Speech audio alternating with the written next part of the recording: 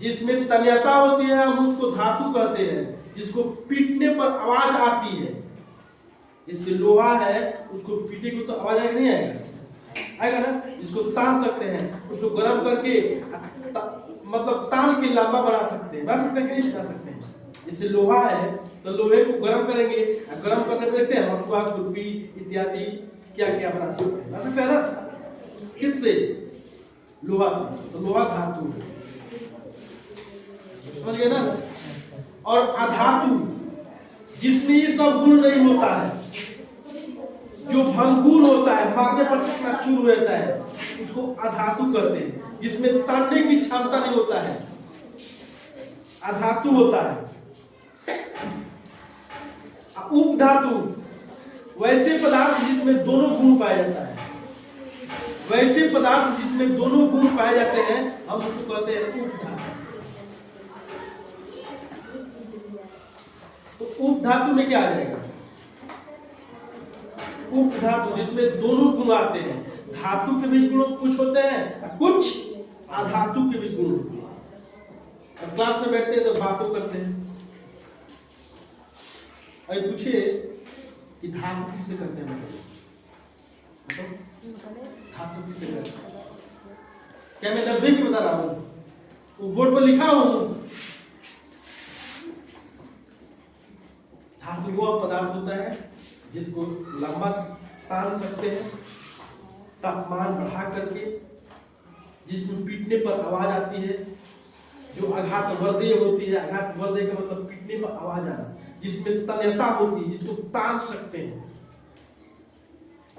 उसको हम, जिसमें चमक होती है उसको हम कहते हैं धातु। जिस पदार्थ में ये सब नहीं होता है उसको कहते हैं अधातु।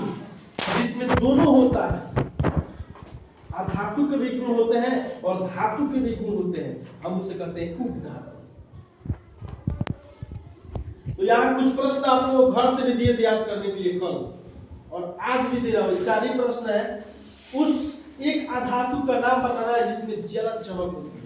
एक ऐसा अधातु का नाम बताना है जिसमें ज्यादा चमक होती है। आयोडीन। आयोडीन का सेवन हम सभी लोग रोज किसी ना किसी रूप में, भोजन में, सब्जी में, भुजा में इत्यादि अन्य व्यंजन में आयोडीन का प्रयोग करते हैं ना जी। जिसको घेघा रोग हो जाता है, आयोडीन की कमी से कौन सा रोग होता है? आयोडीन की कमी से कौन सा रोग होता है पता है? घेघा रोग। उसको गलकंठ भी कहते हैं। ये गला फूल जाता है। ये गला क्या होता है? फूल जाता है। उसको डॉक्टर के पास जाएंगे दिखाने के लिए तो डॉक्टर कहेगा आप में आयोडीन की कमी है, आप आयोडीन युक्त नमक खाइए। समझे ना। नमक क्या है? अधातु है कि धातु? नमक क्या है? अधातु है कि धातु? अधातु है। एक ऐसा धातु का नाम बताइए जो विद्युत का सबसे अधिक सुचालक होती है। एक ऐसा धातु का नाम बताइए जो विद्युत का सबसे अधिक सुचालक होती है। कौन है? सिल्वर। सिल्वर माने क्या होता है? चांदी। आगे वाले क्लास में इसके बारे में, एलिमेंट्स के बारे में पढ़ोगे। एलिमेंट्स, एलिमेंट्स समझते हैं? yes. क्या समझते हैं एलिमेंट्स का मतलब? तत्व। इसके जो 8th क्लास में वो 9th में जाएंगे ना, वो जाति तत्वों के बारे में पढ़ेंगे। अभी तक कितने तत्वों की खोज हो चुकी है और कितने नेचुरल है, कितने आर्टिफिशियल है। समझे ना। तो आर्टिफिशियल कितने हैं और नेचुरल कितने हैं।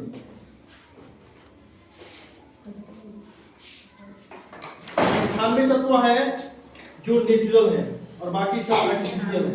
मनुष्य अपने प्रयोग, अपने उपयोग के आधार पर उसको विकसित करता है और बनाता है।